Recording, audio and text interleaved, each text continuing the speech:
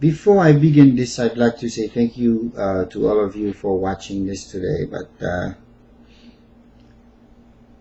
I am going to have this kind of talk on a weekly basis where I will have to discuss a topic, and I hope you will enjoy it. If you do have questions, you can always go to www.osiaspost.com, post your question, or even upload your own video to answer my video if you have to. What I'm going to be talking about today is, for some of you, those of you who think that Haiti, or who've been saying that Haiti is the poorest country in the Western Hemisphere, I'd like to bring some clarity as to why it is the way it is. I forgive you because most of you do not know anything about history. Nevertheless, you don't know anything about Haiti. Haiti is the first black republic in the world since 1804.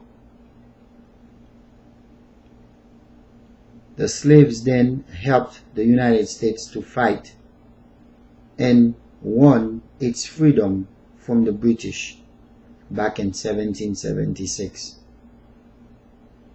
28 years later, Haiti has won its freedom from the French.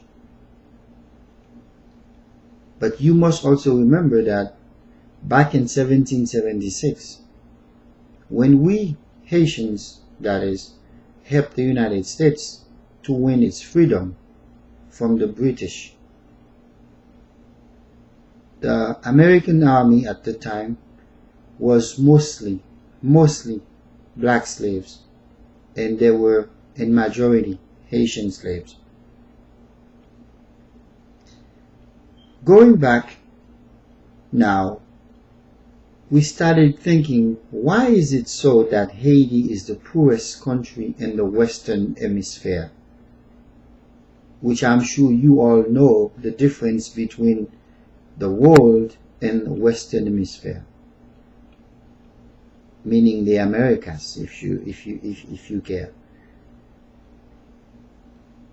From 1804 to 2010, Haiti has known 55 governments. From 1776 to 2010, the United States have known 44 governments. You see the difference?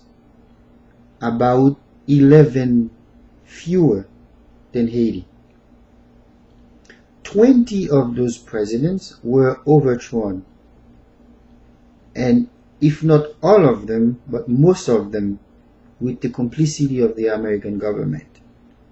3 were assassinated while in office, and more than 5 of them have died while in office, either poisoned or executed. Only 10 Haitian presidents have seen their term through maturity. So that is to say, if you were to compare those numbers to that of the United States, you'll find that Haiti, for a long time, for more than 200 years, has been the victim of the United States government. We're not doing politics here. All we're doing is history. Nothing to do with politics. This is all history. When Haiti has finally, in 1804, got its freedom from the French, both the United States and the French government required that Haiti paid in order for them, the US and the French, to recognize Haiti's independence. We had to pay them millions and millions of dollars, which back then, millions and millions of dollars, 200 years ago, you can even say they are trillion and trillion of dollars today. Look at the whole history. The United States for so many years,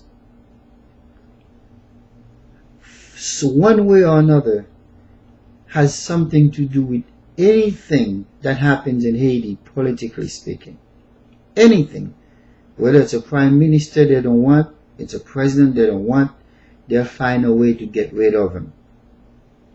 No matter what it is. If the Americans are not happy with that president, it's going to go. They were happy with Papa Doc Duvalier. That's why he stayed in power for 14 years.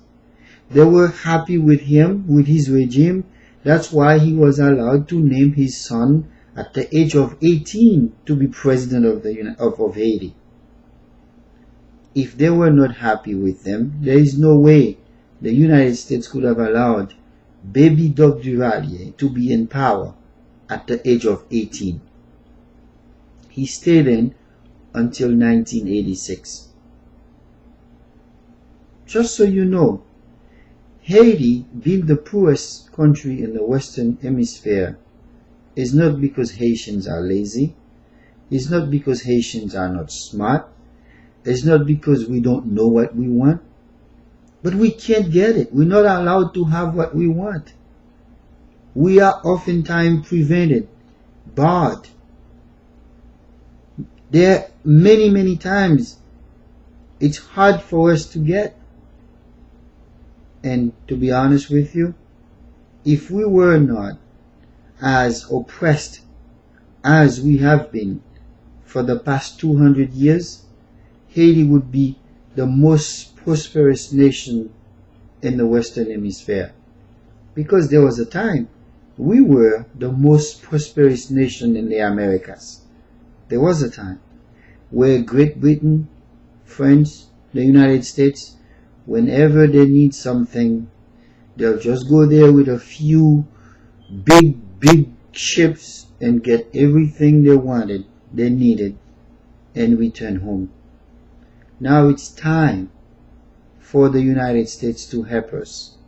We are so thankful, so grateful that they are helping us since after the earthquake on January 12, 2010. I am so thankful that they are doing so, and I hope they stay with us until we can see through this difficult time. But for those of you who are saying that Haiti is the poorest country in the Western Hemisphere, I just wanted you to know there is a reason why we are now, but we were never the poorest country in the Western Hemisphere. Thanks for watching.